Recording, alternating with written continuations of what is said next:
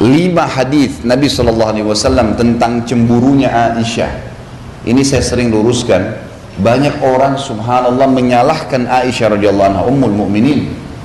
Aisyah aja cemburu. Salah ini.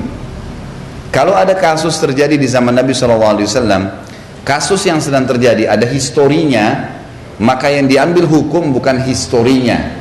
Final daripada histori itu apa? Apa keputusan Nabi dari kejadian itu? 5 riwayat tentang cemburunya Aisyah. 4 Nabi SAW marahin, tegur, Aisyah minta maaf. Yang 1 Nabi SAW tidak tegur secara langsung, tapi Aisyah pun merasa bersalah. Artinya cemburunya semua tertolak dalam rumah tangga. Jangan cemburu kecuali pelanggaran agama. Kalau yang bukan pelanggaran agama jangan, nggak perlu. Itu merusak konslet. Riwayat pertama, cemburunya Aisyah radhiyallahu anha dengan Khadijah radhiyallahu anha. Jadi pernah Nabi SAW lagi duduk berdua sama Aisyah di siang hari, tiba-tiba ada yang salam. Maka Nabi SAW kaget berdiri. Ternyata karena orang yang salam seorang wanita yang suaranya persis seperti suara Khadijah. Maka beliau kaget, kan? Berdiri lalu melihat, ternyata di depan pintu itu dibuka, adiknya Khadijah bersama dengan sahabat dekatnya Khadijah, perempuan juga, yang sering mengunjungi Nabi SAW dengan Khadijah waktu masih di Mekah. Maka Nabi SAW begitu lihat kaget, Nabi mengatakan kepada Aisyah, wahai Aisyah, buatkan makanan, hidangkan sesuatu buat tamu nih. Lalu disuruh Aisyah menyampaikan dengan istri Nabi yang lain. Datanglah mereka rame-rame menyiapkan makanan, melayani tamu, tapi mereka masih belum tahu siapa orang ini gitu. Sampai tamunya pulang. Begitu udah pulang, udah bubar, Aisyah duduk dengan Nabi SAW lagi berdua. Lalu Aisyah bertanya, Rasulullah, siapa sih tadi 2 perempuan itu begitu luar biasanya Anda menghormati? Kata Nabi SAW, yang satu adiknya Khadijah, yang satu sahabat dekatnya Khadijah yang selalu mendatangi kami waktu masih di Mekah dulu. Tiba-tiba Aisyah cemburu waktu itu. Ya Rasulullah, Anda masih mengenang wanita Quraisy yang sudah keriput semua mukanya dan sudah masuk dalam kuburan. Sementara Allah sudah gantikan Anda wanita Quraisy yang lebih baik, maksudnya dirinya gitu. Perasaan lagi nih. Ini bicara perasaan nih. Jadi dianggap ini Khadijah sudah meninggal, sudah selesai. Apa kata Nabi SAW? Lihat, ini historinya ya, cemburunya Aisyah tentang Khadijah. Maka kata Nabi SAW, demi Allah tidak ada yang menggantikan Khadijah wahai Aisyah. Dialah yang telah beriman kepada saya di saat orang-orang masih belum ada yang beriman. Memang betul Khadijah wanita pertama yang beriman. Dialah yang telah membantu saya dengan hartanya dikala dakwah ini masih butuh perjuangan. Dialah yang Allah karuniakan anak darinya yang saya tidak diberikan dari istri yang lainnya. Maka Aisyah pun merasa bersalah karena ini hujjah, ini kebenaran. Nabi SAW selalu jawab kebenaran, gitu kan? Maka yang terjadi adalah Aisyah minta maaf. Yang dijadikan hukum apa? Histori cemburunya Aisyah atau teguran Nabi? Hah? Teguran Nabi dong. Sejarah tadi, histori tentang Aisyah cemburu tuh nggak bisa dijadikan hukum. Karena Nabi SAW habis itu tegur dan Aisyah minta maaf. Berarti yang jadi hukum apa? Teguran Nabi SAW. Itu ilmunya di situ. Banyak orang salah paham, Aisyah aja cemburu, nggak lihat. Ini historinya, hukumnya penentuan dari Nabi SAW. Kalau Nabi iyakan berarti boleh, kalau Nabi tegur berarti tidak boleh. Berarti tidak boleh cemburu nih, gitu kan? Karena ini memang orang yang pernah terlintas. Misal maaf, ada ibu-ibu nikah sama duda misalnya. Lalu si suami ini ceritain, dulu waktu saya sama istri itu saya makan ini. Jangan cemburu. Lo nikah sama duda, dia punya histori hidupnya. Oh iya, sekarang mau saya buatin juga nggak? Dulu saya makannya sayur asem, mau saya buatin sayur asem juga, gitu aja. Wah, masa masih dikenang tuh orang, masa begini, masa begitu. Loh, nikah sama duda, orang sudah punya, gimana cara? Nggak boleh disalahin, nggak boleh disalahin karena dia memang cerita. Kadang-kadang kalaupun dia bukan duda, dia masih bujang. Dulu di rumah ibu saya makan sayur ini. Wah, langsung cemburu lagi sama mertuanya. Nah, tuh, makan aja di rumah ibu kamu. Pengalaman bu ya. Alhamdulillah ada contoh. Loh enggak, ini contoh yang benar. Biasanya begitu. Jangan. Apa yang dia sampaikan berarti dia sedang mau dekat dengan ibu, menyampaikan apa yang dia suka. Tangkap positifnya. Oh, berarti dia suka sayur itu. Ya udah, saya buatin ya. Kita buatin yang lebih hebat supaya dia suka. Kalau kita mau hapus dari memori dia susah, nggak mungkin, gitu kan? Ini riwayat yang pertama. Ya, nggak boleh cemburu. Histori bukan patokan hukum, teguran Nabi yang jadi hukum. Riwayat yang kedua, cemburunya Aisyah radhiyallahu anha dengan Sofiyah binti Huyai. Ini dulu turunan Yahudi. Kebetulan memang Aisyah sama Sofiyah memiliki kulit yang putih dan terkenal kecantikannya. Nabi SAW itu kalau dari rumah Sofiyah biasanya siang ke rumahnya Aisyah, gitu kan? Aisyah langsung cemburu. Baru Nabi masuk langsung Aisyah mengatakan, ya Rasulullah, Anda masih terus saja datang ke rumahnya anak Yahudi yang pendek dan kerdil itu. Begitu bahasanya. Jadi karena cemburunya terbawa itu. Apa yang terjadi coba? Ini historinya, lihat hukumnya. Kata Nabi SAW, wahai Aisyah, kau telah mengucapkan kalimat dengan mengatakan Sofia kerdil.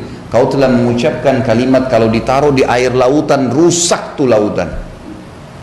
Artinya dosamu berat, gitu kan? Aisyah langsung minta maaf, nggak jadi. Yang mana jadi hukum? Cemburu atau teguran Nabi? Teguran Nabi SAW. Ini masalahnya banyak ustadz-ustadz pun mengatakan Aisyah aja cemburu. Loh, subhanallah. Seakan-akan Aisyah disalahin. Aisyah di sini menjadi penyebab hukum kita faham. Sebagaimana kalau ada beberapa sahabat yang melakukan kasus, kemudian ditegur, turunlah hukum kita faham, gitu kan? Jadi kita bukan melihat historinya, itu cuma sekedar kenangannya, kisahnya, penyebab, tapi hukum teguran Nabi SAW. Nabi bolehkan atau tidak? Riwayat yang kedua. Riwayat yang ketiga, cemburu Aisyah di malam nisfu Sya'ban. Dalam sebuah riwayat yang sahih disebutkan bahwasanya satu malam pernah pas malam 15 Sya'ban, Nabi SAW lagi tidur, memang malam itu malamnya Aisyah, gitu kan? Lalu Aisyah kaget tengah malam, lihat Nabi SAW nggak ada di sebelahnya, tiba-tiba cemburu, pakai baju, kemudian datangin semua istri Nabi yang lain, diketukin, Nabi ada nggak? Nabi ada nggak? Nabi ada nggak? Satu-satu, ternyata semua nggak ada. Mereka bilang, kan malam ini malam kamu, bagaimana Nabi datang ke kami? Nggak mungkin, gitu kan? Maka Aisyah buru-buru ke masjid. Ternyata Nabi SAW lagi sholat tahajud, lagi di masjid, lagi sholat. Nah, Nabi SAW waktu lagi sholat, begitu salam, tahu ada Aisyah di sebelahnya dan nafasnya lagi engah, terengah-engah, buru-buru ke masjid, gitu kan? Kata Nabi SAW, wahai Aisyah, kau cemburu lagi? Ini malam nisfu Sya'ban, malamnya sholat malam ini. Aisyah merasa bersalah, gitu kan? Minta maaf. Sudah 3 riwayat, ini cuma 5 riwayat masalah cemburu nih, gitu kan? 3-tiganya sudah ditegur. Yang keempat, cemburunya Aisyah radhiyallahu anha dengan Maria istri yang lain yang dari Mesir. Maria ini tahu kalau Nabi SAW paling gemar makan madu, gitu kan? Jadi setiap datang ke sana Nabi selalu dihidangkan madu, dan kita tahu kalau madu dikonsumsi tidak akan ada bau mulut, gitu kan? Nah, Nabi SAW konsumsi madu, dan juga tradisi beliau sebelum masuk ke rumah selalu menggunakan siwak. Kalau kita pakai sikat gigi mungkin sekarang ya, itu selalu agar bau mulutnya wangi pada saat ngobrol sama istri, mungkin dia akan ciuman dan seterusnya. Itu tradisi Nabi SAW. Maka Nabi selalu menjaga. Maka Aisyah tahu kalau ini di rumahnya Maria selalu dikasih madu. Karena Nabi SAW kadang cerita, dia datang ke rumah sebelahnya. Rumah sebelahnya ini Hafsah. Kebetulan orang yang hampir sepadan umurnya, beda 2 tahun 3 tahun sama Aisyah, jadi masih muda juga datang ke situ. Katakan, hai Hafsah, kalau Rasulullah SAW datang nanti di rumahmu, bilang mulutnya bau. Ya. Kata Hafsah, kenapa? Karena dia dari rumahnya Maria makan madu, kamu sama saya nggak punya madu, kita nggak bisa hidangin. Kan itu. Jadi biar Nabi SAW nggak makan madu lagi rumahnya Maria. Baiklah, Hafsah setuju. Gitu kan? Ini bertawun dalam hal yang tidak baik nih. Jadi akhirnya Aisyah pulang ke rumahnya sudah sepakat. Ini kan tetangga-tetanggaan, istri Nabi kebanyakan tetangga-tetanggaan. Yang satu-satunya jauh cuma Maria, memang agak jauh di pinggir kota Madinah rumahnya, gitu kan? Maka Nabi SAW datang ke rumah Aisyah. Kemudian Aisyah mengatakan, baru masuk ya Rasulullah mulut anda bau. Kok bisa? Saya sudah pakai siwak. Nggak mungkin orang sudah sikat gigi segar kemudian bau, dan saya cuma makan madu, pokoknya bau ya Rasulullah. Rasulullah sudah tahu ini ada masalah nih, ini pasti permainan lagi nih. Baiklah, Nabi SAW keluar, karena biasanya siang hari beliau memang mendatangi rumah-rumah istrinya gitu kan, datang ke rumah Hafsah. Hafsah juga baru masuk, ya Rasulullah mulut anda bau. Oh, saya enggak, saya sudah pakai siwak, saya juga udah cuma makan madu, pokoknya bau ya Rasulullah. Rasulullah SAW sudah tahu nih, ini ada masalah berdua ini. Rasulullah nggak ke rumah yang lain lagi, langsung ke pinggir kota Madinah, kemudian duduk memikirkan, ini kenapa sih mereka ini buat gini gitu kan. Seperti itulah bahasanya. Lewat seorang sahabat bilang, ya Rasulullah ada apa? Gitu. Bisakah saya bantu? Kata Nabi SAW, hari ini saya haramkan madu, nggak boleh lagi umatku minum madu, gitu kan. Langsung pada saat itu Jibril bawa ayat surat Tahrim ayat 1. Hai Nabi, kenapa berani-berani kau haramkan madu hanya karena mencari ridho istrimu? Mendengarkan ayat ini turun, Aisyah dan Hafsah minta maaf, langsung minta maaf, nggak berani lagi, gitu kan. Yang terakhir ini 4 ingat, 4 riwayat semuanya permintaan maaf dari Aisyah, dan historinya karena cemburu yang salah. Hukumnya adalah teguran Nabi SAW, tidak membolehkannya. Nggak ada lagi mulai hari ini cemburu dengan mertua, dengan ipar, dengan perlu. Kecuali pelanggaran agama ya lain. Misalnya dia bergaul bebas, nah itu haram, nggak boleh tegur. Ada sembarangan orang telepon yang memang betul-betul bisa berbahaya bagi rumah tangga, itu lain. Riwayat yang kelima adalah riwayat cemburunya Aisyah dengan Ummu Salamah radhiyallahu anha ajmain. Ummu Salamah ini istri Nabi yang paling tua umurnya. Yang lain semuanya itu tidak tua, gitu kan. Karena semalam ada yang tanya saya di pengajian di Blok M Square itu, Ustadz, katanya kalau ada yang mau menikah lagi, mungkin ini dari ibu-ibu pertanyaannya gitu. Nabi kan menikahnya sama janda-janda tua semua. Jadi kalau suami mau nikah, silakan nikah sama janda-janda jelek tuh. Gitu pertanyaan kertasnya gitu. Ini saya bilang sudah jelas nih, ini dari ibu-ibu gitu. Dan saya sudah tahu bagaimana menangani ibu-ibu ini, perasaan terus. Saya bilang gini, riwayat yang kisah yang mengatakan istri Nabi semua tua itu nggak benar. Satu-satunya istri Nabi yang tua hanya Ummu Salamah, yang lainnya semua masih muda, cuman memang janda, gitu kan. Rata-rata dinikahi oleh Nabi SAW umurnya di bawah 30 tahun semua itu. Khadijah lain, kita sudah meninggal. Khadijah kan waktu di Mekah sendirian, nggak ada madunya Khadijah. Waktu menikah umur 40 tahun, menikah dengan Nabi SAW di umur 40 tahun, Nabi SAW umur 25, beda 15 tahun waktu itu. Dan Nabi SAW dikaruniai 6 orang anak dari Khadijah, gitu kan. Setelah itu masih melahirkan. Baik, kita bicara ini fase Madinah, istri-istri Nabi setelah poligami, gitu kan.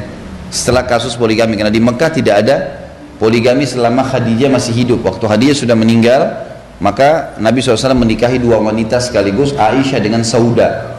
Ini dengan waktu yang bersamaan, gitu kan. Jadi kita lihat Ummu Salamah ini satu-satunya istri Nabi memang yang berumur, dan beliau sangat bijaksana. Orangnya itu dewasa, orangnya sangat dewasa karena sudah berumur. Jadi tidak ada ikut-ikutan dalam kasus cemburu-cemburuan nih, gitu kan.